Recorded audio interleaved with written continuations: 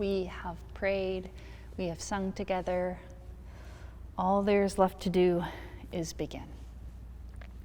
Be still and know that I am God. Be still and know that I am. Be still and know. Be still. Be. Last week we started with the story of creation, and we got to hear of God's great gifts. The gifts that God has created for us, like the air, the creatures that fly, the creatures that swim, the creatures that walk upon the earth, and time to remember these great gifts. When God created everything, God said, "It is very good." But people began to do bad things. God decided the only way to make everything clean and new again was to send a great flood of water.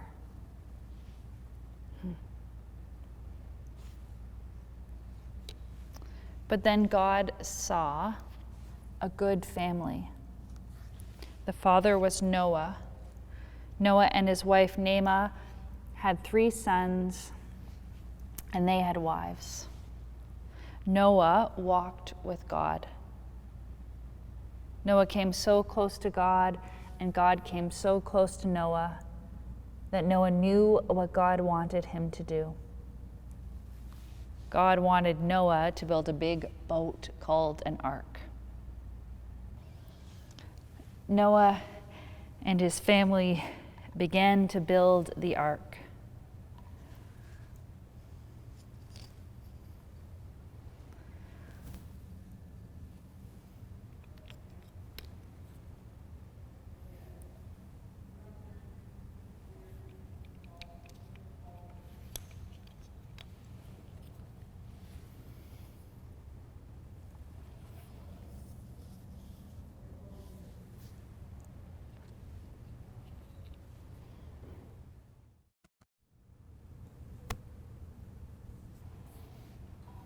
As they built the ark, creatures came from the 4 directions of the earth.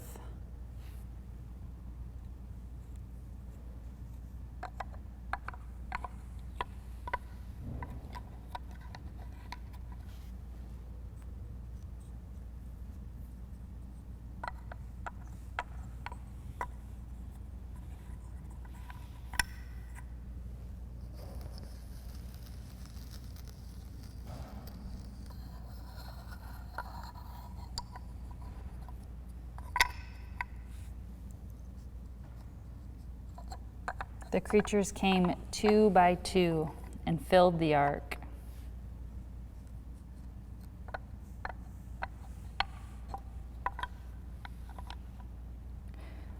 When Noah and his family were inside, it started to rain.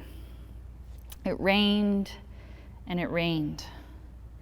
At first, it was like any other rain, but then the rain kept coming. The rain came down from the heavens and the waters came up from the earth. And soon the puddles flowed together.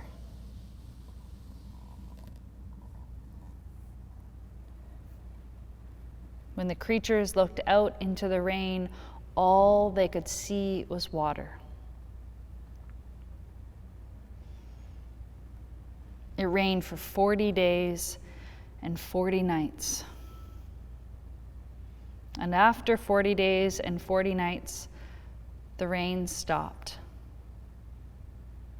God sent a great wind, and the waters began to go down. Noah took the dove, and he set it forth, and it flew, and it flew, and he held out his hand, and he received the dove. There was only water on the earth. Noah waited 7 more days, and he sent the dove forth again, and it flew, and it flew, and this time when it returned, it had an olive leaf in its mouth. There were green and growing things on the earth again. Noah waited 7 more days, and he sent the dove forth, and it flew, and it flew, and this time it did not return. It found a home, it made a nest, and it stayed there.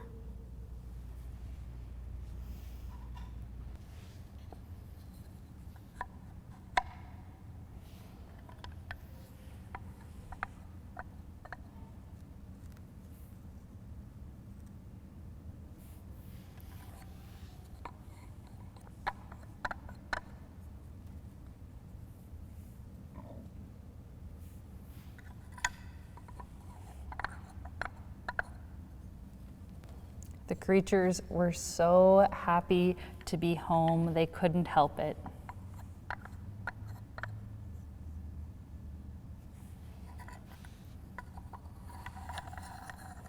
They had to say their prayers to try and say how happy they were. They built an altar and gave thanks to God.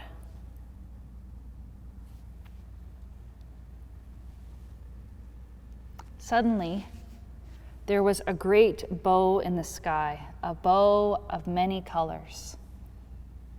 You can still see it today when it is raining and the sun is shining. Today we call it a rainbow. The rainbow was a sign of God's promise that God would never send such a flood again.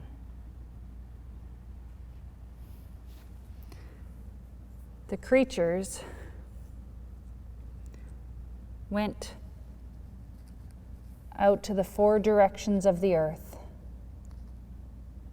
to fill it with life again.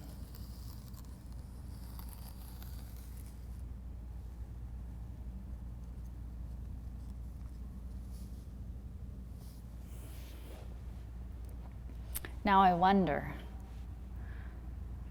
wonder what part of this story you like the best.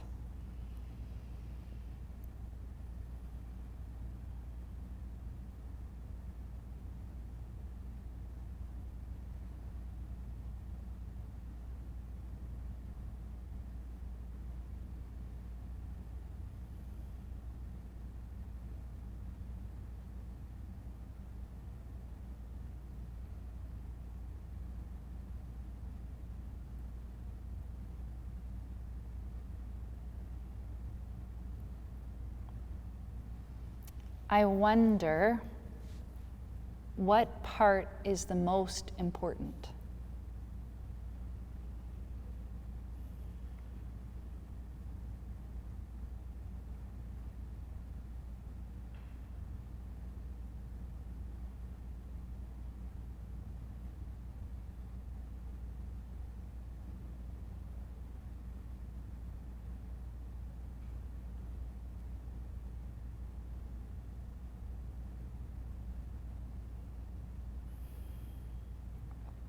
I wonder where you are in this story, or what part is especially about you.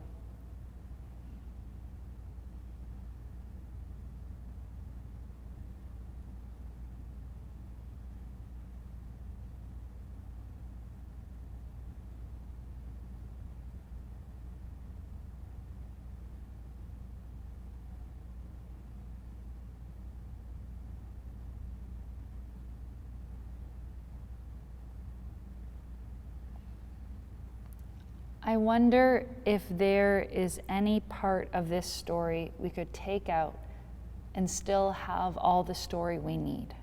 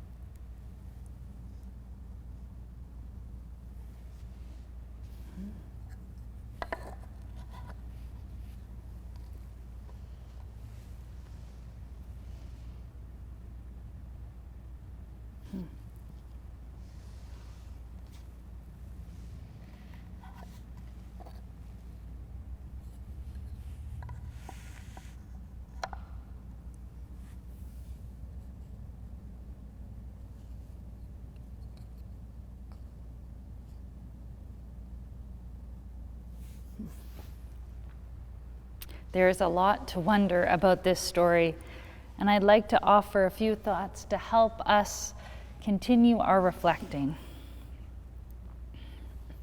I've always enjoyed choose your own adventure stories.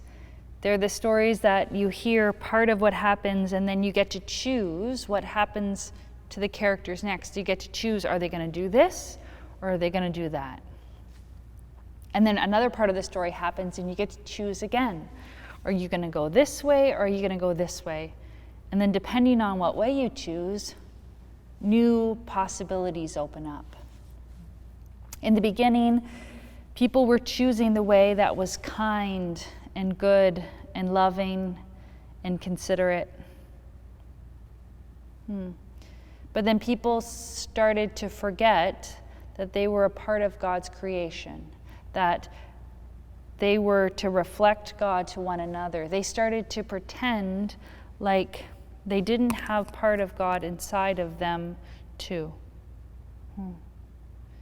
And then people started to do bad things, and those bad things led to worse things. And they started to make more and more mistakes until God decided the only way to end the hurting, to end the destruction, was an even more destructive thing itself. People were doing such bad things that it led to an even worse thing. I wish I could say that the flood changed all of that, that God sent a great flood of water and things were made new and things started fresh again. And that ever since the flood, things have been going well. But you know, whether you're in grade 1 or grade 8, whether you are 13 or 33 or 73 or 103, that's not how life works. Because people leave you out, and people have said mean things to you and about you, because people have made mistakes, and those mistakes have hurt you. People have made choices that have led to bad things. You know that's not how life works, and that's not how the flood changed things.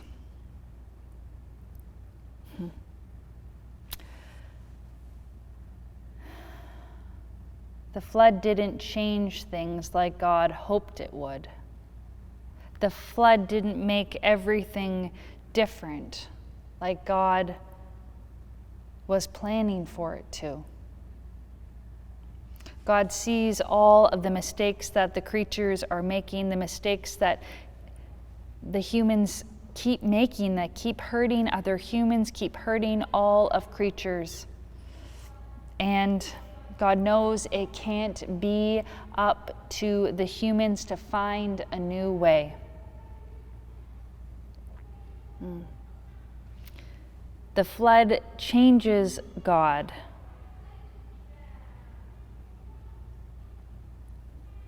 The flood makes things different. God realizes that it can't be up to the humans, that the humans will keep making the same mistakes. I want there to be more rules. I want there to be rules that give the humans less choices, that protect the creatures more, and that's just the human way. God remembers creation and realizes that it must be up to God to find a new way. And so God remembers creation, God remembers its goodness, and God gives creation a choice. God gives us a choice. We can choose the way that says we will get more and others will get less. We can choose the human way that says the creatures are here to make our lives easy. The water, the soil, the air is here for us. We can choose the human way that says we will get more and more and more. And God says there's a different way. There's a way that I will give you, a way that sees all the mistakes that have happened and says, I will respond with mercy. It would make sense that God is disappointed and mad and even sad over what the creatures have done. And God responds with mercy. God responds with forgiveness and understanding. God's way says, I see all of your mistakes, and I will help you to see what you have done wrong and what they mean and why they hurt. I will see your mistakes, and I will not see them every time I look at you. God's way says, I will love you like you have never loved yourself. God's way says, I will give you a peace that is deeper than anything you could create. God's way says, I will give you a love that will never let you go. That is an adventure I want to keep choosing, and I hope you will too.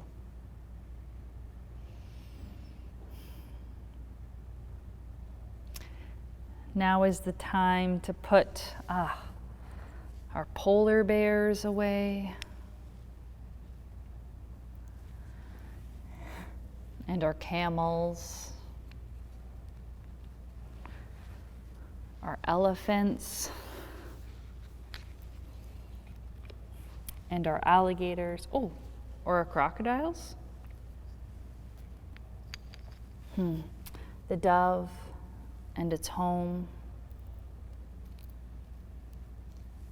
The altar, the creatures built to give thanks to God.